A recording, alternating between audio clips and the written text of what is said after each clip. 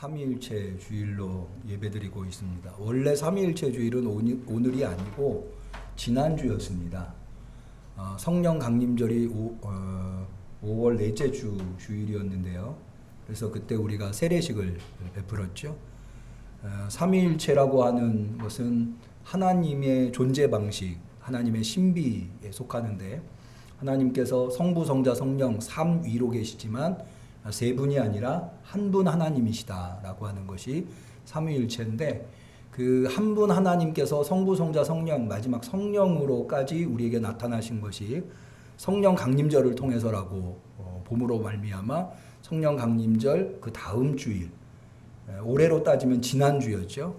삼위일체 주일로 전 세계가 지키고 있습니다. 그런데 지난주에 매년 그렇습니다만 5월 마지막 주 주일이 우리 성결교회 주일이기 때문에 이를 지키는 것도 대단히 중요하다고 판단이 되어서 저희는 삼위일체 주일을 좀 한 주 늦춰서, 어차피 오늘도 성령 강림절에 속하고 있기 때문에 대강절까지는 성령 강림절이 계속되기 때문에 오늘 삼위일체 주일을 지키게 되었습니다. 이 삼위일체 신앙은 대단히 소중합니다. 무엇보다도 하나님이 누구신가 라고 하는 것을 우리에게 알려주고 있기 때문입니다. 여러분, 우리가 신앙인일 수 있는 것은 하나님이 계시기 때문이죠. 그런데 그 하나님이 누구십니까? 오늘 우리가 뭐하러 모였나요? 예배드리러 모였습니다. 우리가 예배드리는 그 대상은 누구인가요? 삼위일체의 하나님입니다. 믿으시기를 바랍니다. 그러니까는 이 삼위일체라고 하는 하나님의 존재 방식, 놀라운 신비인데, 이것을 우리가 아는 것은 대단히 중요하다. 사실 삼위일체라고 하는 말은 성경에 명시되어 있지는 않습니다. 삼위일체 이렇게 딱 단어가 나와 있는 구절은 없어요.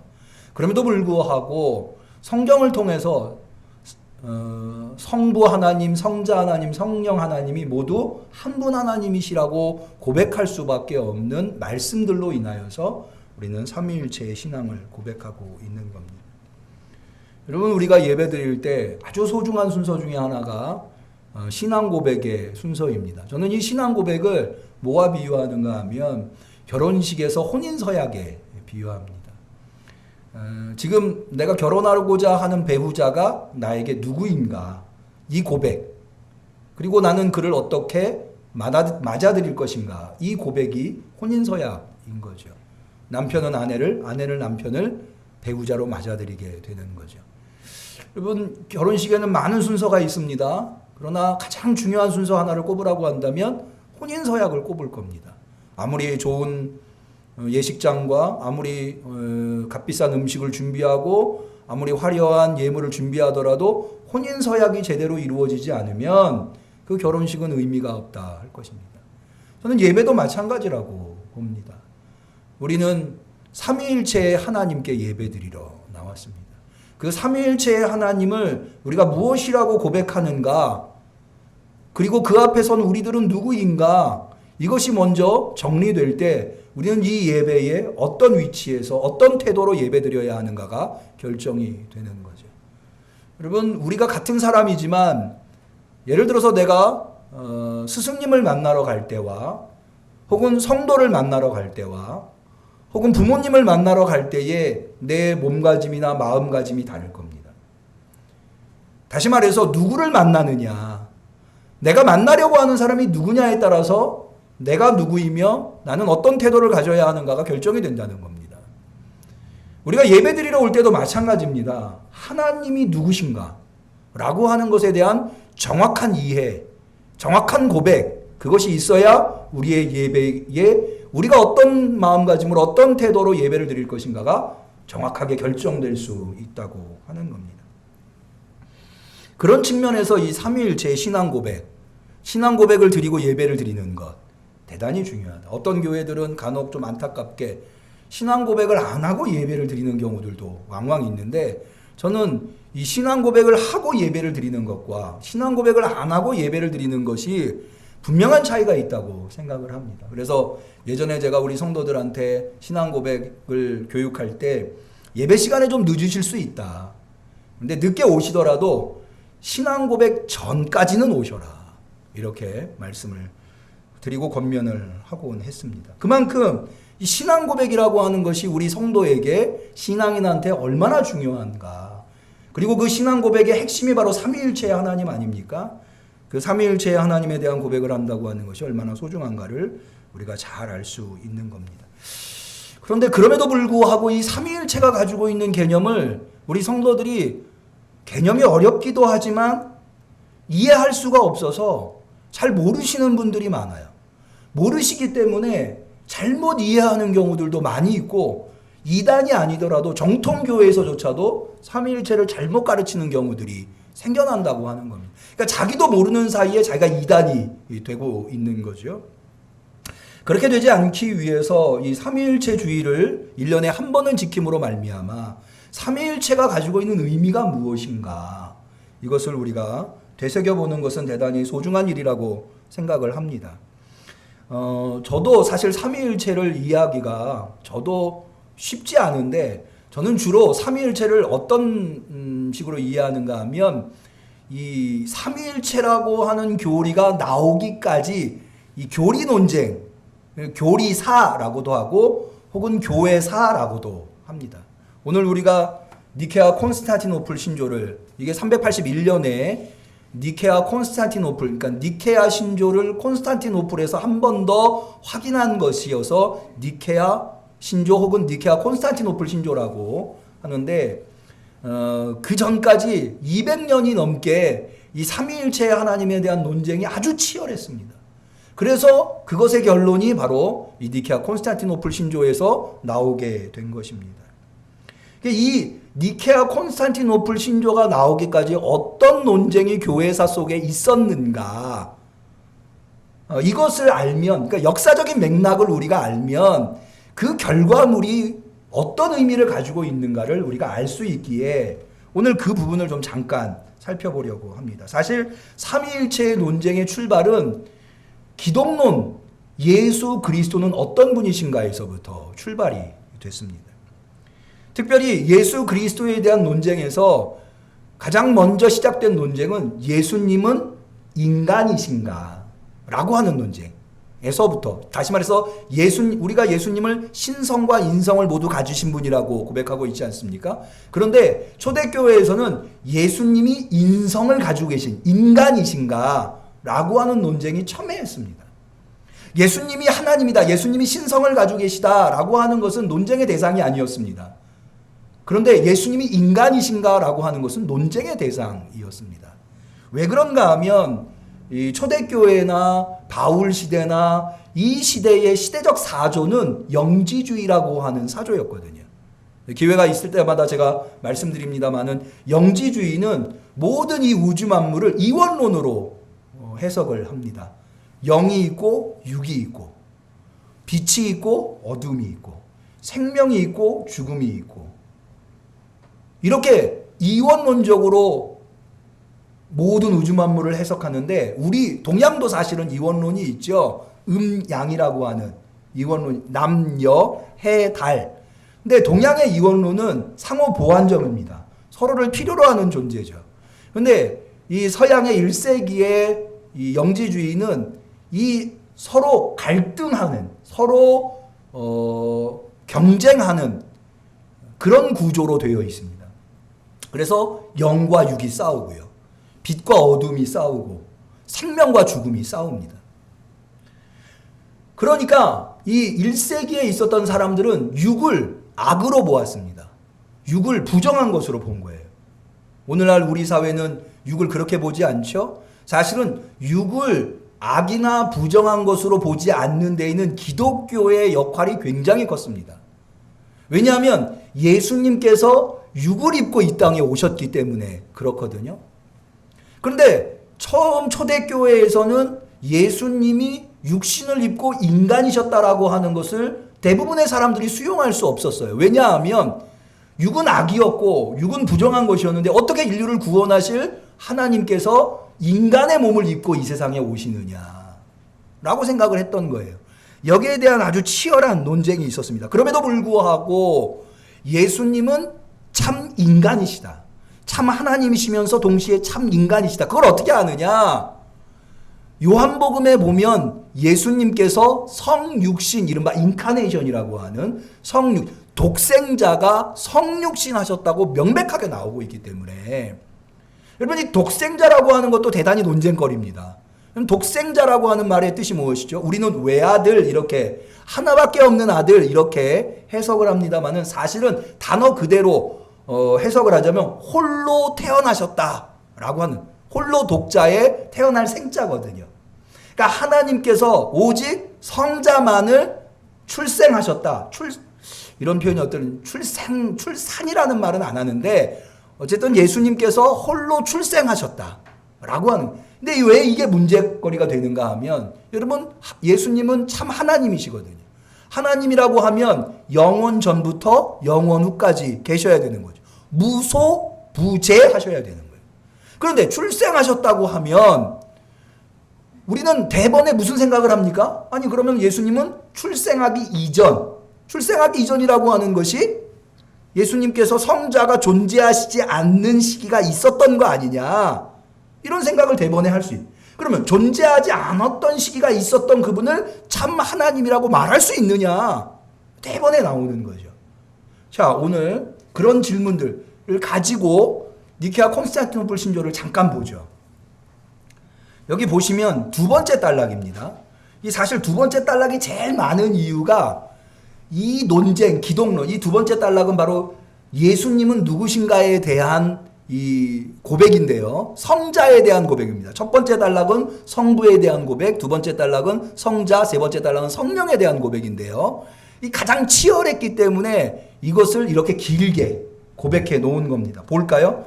또한 한 분 주님, 여기 한 분 주님이라고 하는 이 큐리오스라고 하는 단어는 하나님이라고 하는 의님, 경배의 대상이다 라고 하는 의미.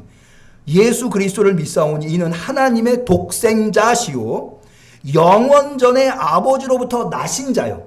나셨다라는 게 출생하셨다는 거죠. 출생하셨는데 언제 출생하셨어요? 영원 전에.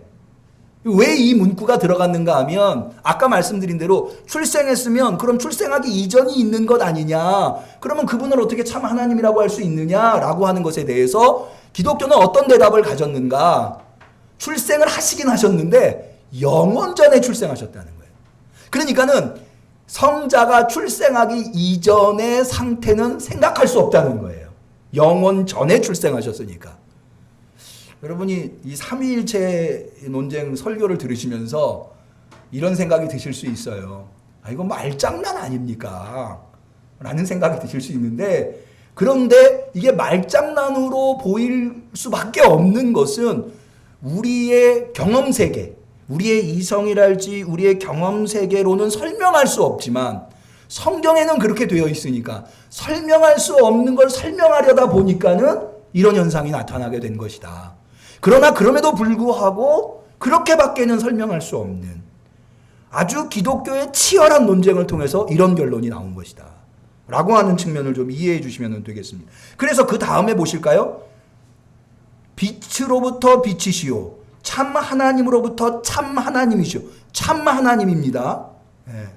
부족한 하나님이 아니라 완전한 하나님.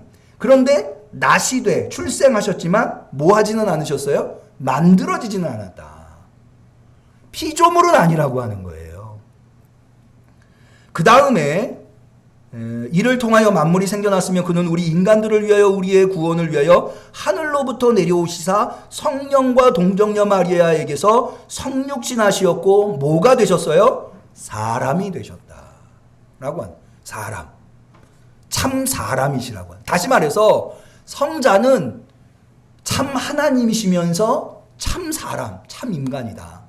그러면 이제 무슨 생각이 드는가 하면, 아 그러면 절반은 하나님 절반은 인간, 그걸 반신반인, 헬라어로는 데미우르고스라고 말하는 그런 신적 존재들이 그리스 신화에는 많이 있습니다. 반신반인의 신적 존재, 그런 분 중에 한 분이신가? 예수님은 아니라는 거예요. 예수님은 100% 하나님, 50% 하나님, 50% 인간이 아니고 100% 하나님, 100% 인간. 그래서 예수님이라고 하는 분 안에 하나님, 완전한 하나님과 완전한 인간이 분리되지 않고 섞이지 않고 존재한다. 이게 바로 기독교가 예수 그리스도에 대해서 고백하는 신앙 고백이다 라고 하는 겁니다. 두 번째는 이 성령도 대단히 논쟁거리가 되었는데요. 성령에 대한 논쟁도 두 가지입니다. 첫 번째는 성령도 인격인가. 우리가 흔히 성령을 하나님의 기운이랄지, 동양적인 사고로 기운이랄지 이런 정도로 바람이랄지 이런 정도. 바람은 인격은 아니잖아요. 기운이 무슨 인격은 아니잖아요. 에너지가 무슨 인격은 아니잖아요. 성령이 인격인가 라고 하는 문제. 왜 이 문제가 되냐면 인격이어야 하나님일 수 있는 거죠. 인격이 아니면 하나님일 수가 없는 거죠. 그래서 성령도 인격인가. 두 번째는 성령은 어떻게 우리에게 나타나셨는가. 자, 예수님은 어떻게 우리에게 나타나셨어요? 성부로부터 출생하셨죠. 그런데 성령님은 그러면 어떻게 우리에게 나타나요? 성자처럼 성부로부터 출생하셨는가? 자, 우리 다시 한 번 더 니케아 콘스탄티노플 신조를 볼까요? 또한 성령을 믿사오니 이는 주님 되시며, 이 주님이라고 하는 건 아까 말씀드린 대로 하나님 예배의 대상이라고 하는. 여러분 사도행전에 보면 성령님께서 한 인격, 여러분 인격이라고 하는 것은 뭐를 갖추어야 인격이라고 얘기하는 건 세 가지인데요. 지정의가 있어야 하나의 인격이라고 말할 수 있습니다. 근데 성령님께서는 사도행전에 보면 어떤 의도를 가지시고 의지를 가지시고 사도들을 이끄시는 모습을 볼 수 있거든요.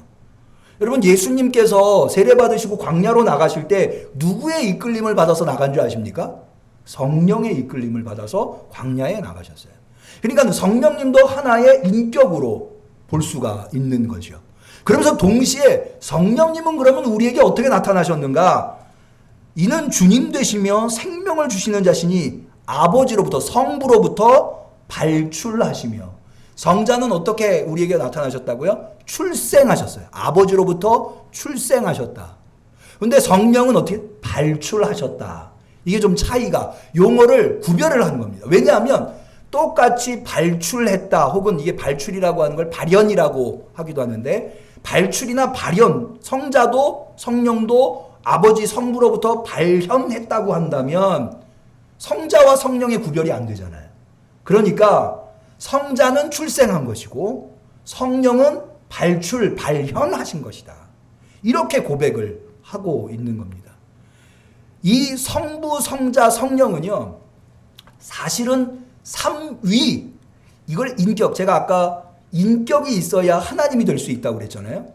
그런데 왜 이걸 인격이라고 안 하고 위격이라고 하는가 하면, 이 성부, 성자, 성령은 독립적으로 존재할 수 없기 때문에 그렇습니다. 여러분 보세요. 성부라는 게 뭐예요? 거룩한 아버지죠. 성자라는 게 뭐예요? 거룩한 아들이라는 거죠. 아버지가 없는데 아들이 있을 수 있습니까?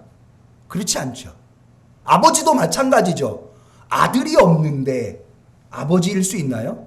그러니까는 위격이라고 하는 것은 이 둘을 분리할 수 없다는 거예요. 독립적인 인격임에도 불구하고 그 독립성이 성부와 성자와 성령이 상호 분리될 수 없게 독립되어 있다 라고 하는 의미에서 페르소나, 위격이라고 하는 단어를 사용하고 있는 것입니다.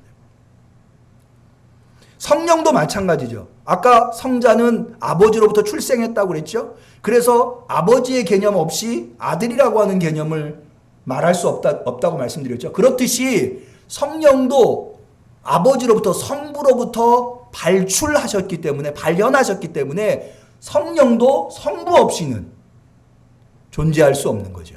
그래서 상호 밀접한 관련, 한 덩어리로 하나로 계신 분이시기 때문에 우리는 위격이라고 하는 표현을 사용하는 것이고, 사실은 이 문제 때문에 성령님은 어떻게 우리에게 찾아오셨는가라고 하는 문제 때문에 서방교회, 우리가 흔히 얘기하는 로마 카톨릭이라고 하는 서방교회와 동방교회가 1054년에 분열되게 되는 여러분 세계사 학교 다니실 때 배우실 때 이 필리오케 논쟁에 대해서 들어보신 적이 있어요.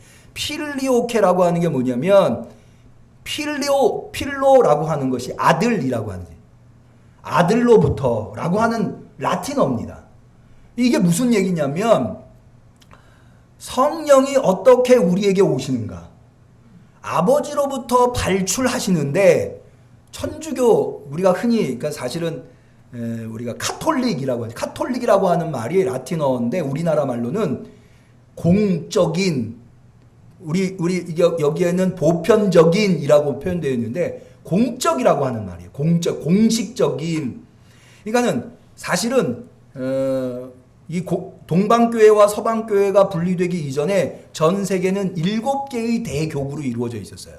그랬다가 로마 교구가 자신들의 우위권을 주장하면서 분리해 나갑니다. 그러면서 이걸 이제 서방교회를 스스로를 뭐라고 불렀는가 하면 카톨릭이라고 불렀어요. 카톨릭 처치. 공식적인 교회가 우리 교회다. 이렇게 이야기를 한 거예요. 여러분 교회 이름 중에요.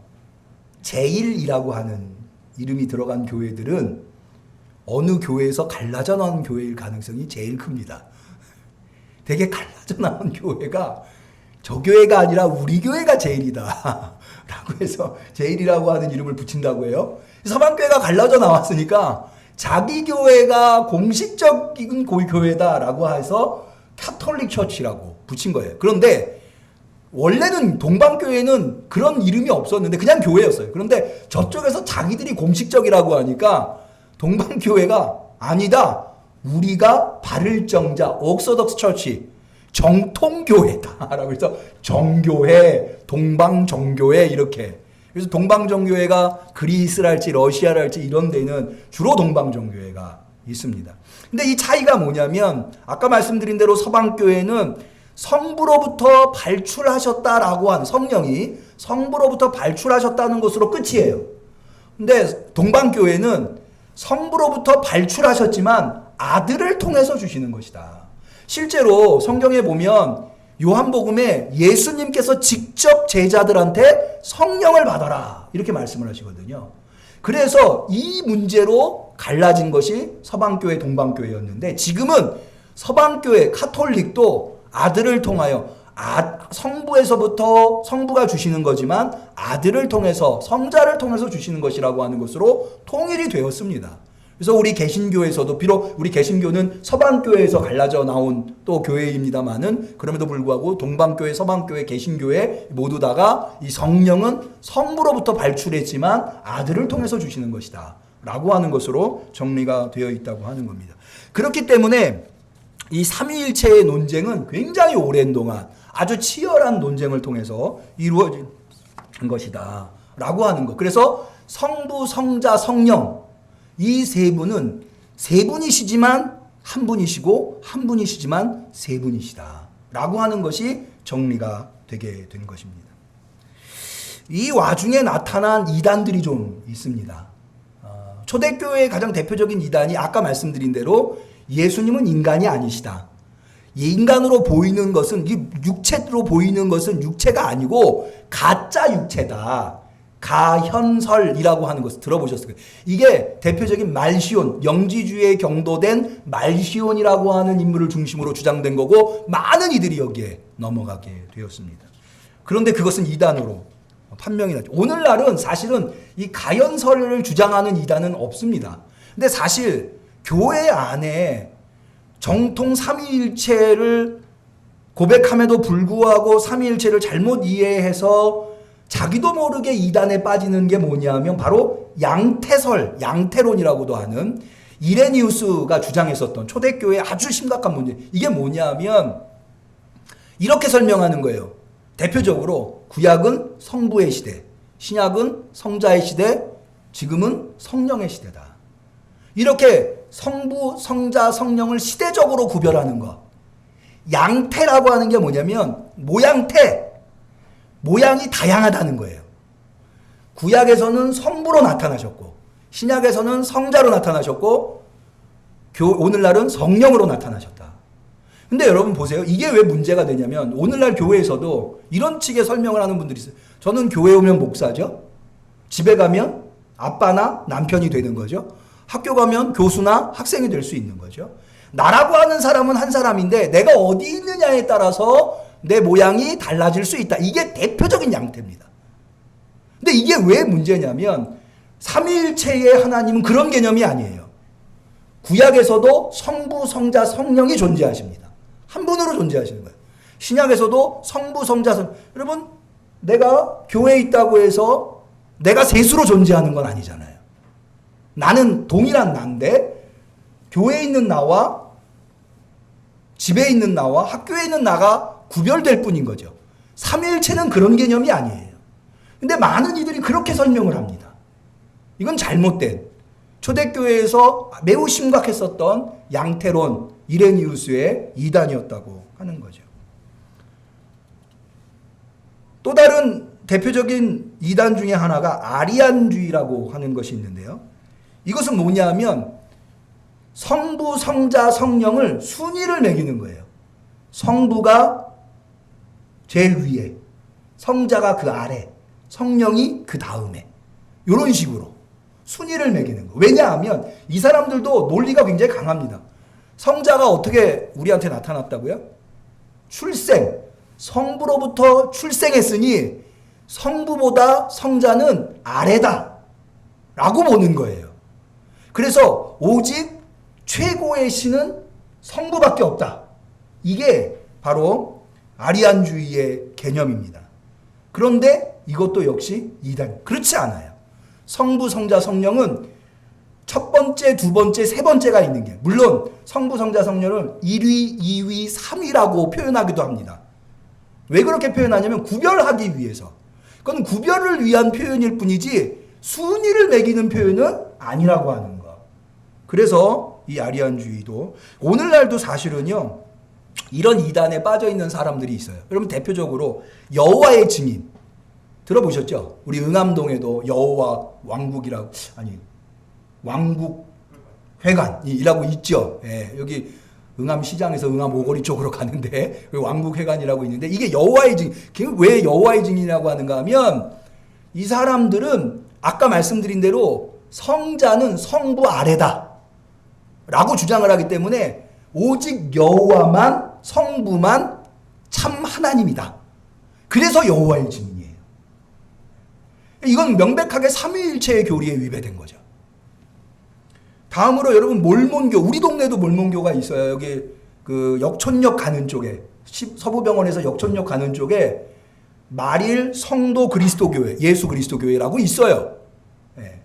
이 사람들의 주장은 뭐냐면, 여러분, 예수님은 성육신한, 예수님이 어떻게 참 하나님이시면서 참 인간입니까? 하나님이 인간이 되셨죠. 그런데 이 사람들은 어떻게 얘기하냐면 인간이 하나님이 된다고 주장을 해요. 그래서 마치 불교에서 그 성불하면 부처가 되듯이, 중생이 성불하면 부처가 된다고 주장하듯이, 모든 인간은 이게 하나님이 될 수 있다. 그래서 마릴 성도 예수 그리스도 교회라고 몰몬교를 표현하기도 합니다. 다 이런 것들이, 그러니까는 이게 삼위일체가 아직도 여전히 문제가 되고 있는 그런 교리들이다. 그래서 이 교리를 우리가 배우는 것이 대단히 중요하다. 제가 오늘 이 삼위일체 주일에 우리 성도님들과 나누고 싶은 말씀으로 창세기 18장을 선택했습니다. 이 창세기 18장을 선택한 이유가 있습니다. 왜 그런가 하면 주로 삼위일체 교리는 이 성부, 성자, 성령이 한 분이시라고 하는 개념 때문에 신약의 교리로 이해하시는 분들이 있어요. 그런데 구약에서도 삼위일체 교리를 삼위일체의 하나님을 발견할 수 있는 부분이 있다고 보는데, 그게 바로 창세기 18장. 이 창세기 18장의 내용은 이런 거예요. 하나님께서 소돔과 고모라를 심판하시려고 지나가시는데 누구 앞을 지나가시게 됐는가 하면 아브라함이 기거하는 마물의 상수리 나무 숲을 지나가시게 됐어요. 근데 이 상수리 나무 아래에 아브라함이 있다가 누군가 지나가는데 3명이 지나가거든요. 세 명이 지나가는데 고대에서 훌륭한 인격을 가지고 있는 덕스러운 사람은 지나가는 과객을 그냥 보내서는 안 돼요. 꼭 집에 들여서 대접을 해야 합니다. 그래서 아브라함이 훌륭한 신앙인이었기 때문에 이 세 분을 집에 모셔들여서 거기에 식탁을 차려드리고 쉬고 지나갈 수 있도록 그렇게 합니다. 그렇게 해서 아브라함과 사라가 축복을 받는데요. 어떤 축복을 받냐? 특별히 사라의 가장 큰 단점, 치명적인 한, 그게 뭡니까? 애를 못 갖는 거였죠. 그런데 바로 이 삼위일체 하나님을 만남으로써 이 하나님께서 사라에게 아이를 갖출 수 있는 복을 베풀어 주십니다. 이 사라가요, 음식을 만들려고 장막 옆에서 일하고 있었는데 이 음식을 대접받은 삼위일체의 하나님께서 사라에게 내년 이맘때쯤 아이가 있을 것이다 라고 말을 하는 거를 사라가 이 천막이니까 들었습니다. 그래가지고 웃어요.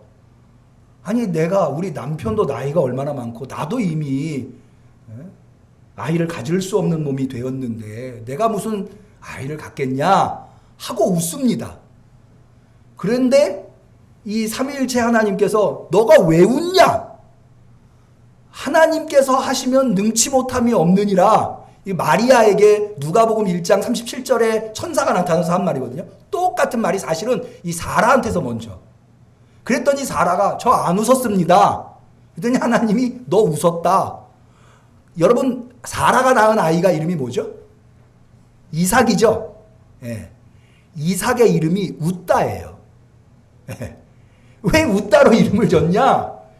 너가 이 아이를 낳을 것이다 라고 할 때 사라가 웃어가지고 그래서 이삭이 웃다라고 하는 이름을 갖게 된 겁니다. 그런데 그걸 가지고 1410년에 지금부터 한 600년 전이죠. 600년 전에 그러니까 옛날의 성도들은 글을 모르잖아요. 그래서 동방교회는 글을 모르는 성도들한테 교리를 가르치거나 성경을 가르치기 위해서 그림을 보여줬습니다. 사실 스테인드 글라스가 발달한 이유가 바로 그런 것들을 가르쳐주기 위함입니다. 빛을 통해서 이게 이제 하나님의 말씀이라고 하는 것을 우리가 알기 위해서는 하나님의 조명하심, 그 스테인드 글라스가 그런 의미예요. 주로 스테인드 글라스는 성경에 있는 모양들을 그림으로 만들어 그게 빛으로 이렇게 교회 안으로 들어올 수 있도록 하는 이유가 여러분 성경이 있어도요. 여기 이제 하나님의 말씀이 있잖아요. 이 말씀을 읽으려면 뭐가 있어야 돼요? 빛을 비추어 줘야 우리가 읽을 수가 있잖아요. 그래서 스테인드 글라스가 발생했다고 알려져 있습니다. 그래서 이 이콘이라고 하는 것이 동방종교회, 서방교회에서는 스태츄가 그래서 지금도 천주교회에서는 입구에 뭐가 서 있죠? 조각상이 서 있잖아요. 근데 동방교회에서는 주로 그림이 있습니다. 그걸 이콘이라고 합니다. 자, 그런데 이 이콘에는 여러 종류의 이콘이 있는데 삼위일체 이콘, 다시 말해서 창세기 18장에 있는 내용을 가지고 삼위일체 이콘을 그려놨는데요. 그걸 한번 좀 보여주실까요? 네, 불을 좀 꺼주시죠. 조금 더 잘 보이기 위해서. 이게 1410년에 루블로프라고 하는 동방교회 신부가 그려놓은 건데요. 여기 세 분 그림 보이시죠? 네, 여기 그림이 워낙에 오래돼서 600년이 넘어가지고 요거를 새롭게 그린 그림이 있어요. 여러분 비슷하게. 요 다음 그림 보여주실까요? 예, 요 그림이 조금 더 선명해가지고 제가. 근데 똑같아요. 예, 그 그림이 희미해서 요거를 선명하게 한 건데, 자, 여기에 성부, 성자, 성령 하나님께서 아브라함에게 나타나셔서 아브라함이 이제 떡을 제공한 것을 이렇게 그림으로 형상화한 건데요. 여기 나무 하나가 보이죠? 이게 이제 상수리 나무입니다. 그리고 가운데 이제 떡이 있죠. 자, 이 중에 먼저 질문이 성자가 누구실까요? 성자. 가운데 계신 분이 성자입니다. 이유가 뭔지 아세요? 가운데 계신 분의 오른손이 떡그릇 위에 있죠? 근데 거기 이렇게 되어 있는 게 보이십니까? 흐려가지고 잘 안 보이실 것 같은데 이게 지금 가운데 계신 분이 이렇게 지금 떡그릇 위에 하고 계십니다. 여러분 성화를 간혹 보시면 이렇게 하시거나 이렇게 하시는 경우들이 종종 있어요. 이렇게 하시면 성자를 말하는 거예요. 이렇게 하면 삼위일체를 말하는 겁니다. 그런 의미가 있고요. 자, 그러면 가운데 계신 분이 성자면 양쪽에 왼쪽 오른쪽 중에 어느 분이 성부이실까요? 이런 게 재밌죠. 성부가 누구냐면 왼쪽에 계신 분이 성부이십니다. 요거 좀 보여주셔야 되겠네요. 요 왼쪽에 계신 분이 성부인데 왜 그런가 하면 지금 이게 그림이 흐려가지고 그런데 왼쪽에 계신 분이 입고 있는 이 옷, 이게 황금색입니다. 그래서 성부를 나타내는. 그리고 오른쪽에 계신 분이 파란색 옷을 입고 계시죠? 근데 요 분이 성령일겠죠? 네, 남아 계신 분이. 근데 요 분하고 두 분 다 파란색 옷을 입고 계시죠? 네, 왜 그런가 하면 아까 성자는 성부로부터 출생하셨고 성령은 성부로부터 발현하셨다고 그랬죠? 그래서 두 분이 이렇게 파란 옷을 입고 계십니다. 그런데 자, 이 시선을 좀 볼까요? 성자와 성령께서는 누구를 보고 계시죠? 성부를 보고 계시죠? 성부는 누구를 보고 계실까요? 이게 지금 두 분 다 보고 있다고 그래요. 그래서 성부, 성자, 성령이 서로 사랑의 시선을 주고받음으로 말미암아 한 분이시다. 또 여기에서 일체라고 하는 것을 뭘 발견할 수 있냐면 자, 얼굴을 좀 보실까요? 얼굴이 모양이 다 똑같습니다. 똑같은 사람. 왜 그러냐? 일체를 묘사하기 위해서. 다 똑같은 거예요. 그리고 지금 안 보이시지만 이게 이제 이분들이 다 여기 막대기 같은 거 하나들을 들고 있어요. 이게 통치를 나타내는 거고 날개와 뒤에 있는 후광은 다 영적인 존재라고 신적인 존재라고 하는 것을 나타내는 이 이콘이라고 하는 것은 일반 그림과 분명한 차이가 하나가 있어요. 그게 뭐냐 하면 여러분 일반적으로 그림은요 먼 것이 작고 가까운 것이 큽니다. 멀리 갈수록 그게 이제 소실점이라고 길 같은 거를 이렇게 왜 사진이나 찍고 뭐 그림을 그리면 길이 쭉 있으면 저 길 끝은 이렇게 조그맣게 이걸 소실점이라고 하거든요. 자 보세요. 요거 탁자를 한번 보실까요? 탁자가 요게 앞쪽이고 요게 뒤쪽인데 앞쪽하고 뒤쪽하고 어느 게 더 넓죠? 뒤쪽이 더 넓죠. 예. 일부러 이렇게 하는. 그러니까는 이콘은요 누가 그렸느냐는 중요하지 않아요. 어떻게 그렸느냐가 중요합니다. 왜냐하면 이 그림 안에 가르쳐 주려고 하는 걸 담으려고 하기 때문에 어떻게 그렸느냐.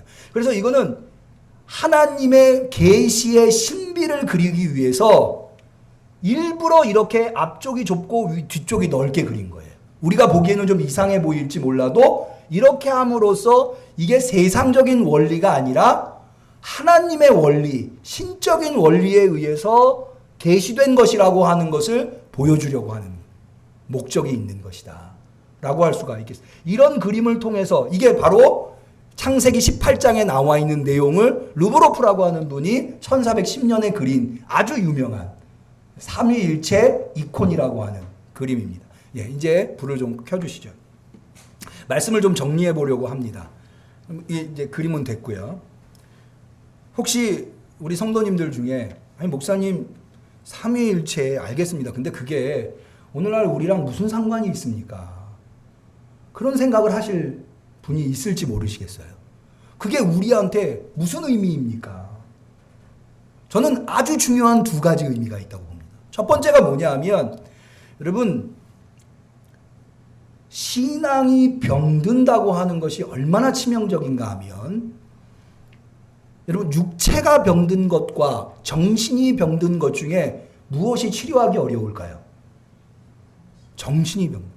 왜 정신이 병든 게 치료하기 어렵냐면 육체가 다치면은요 이건 보이니까 자기가 다친 줄 알고 치료를 받으려고 그래요.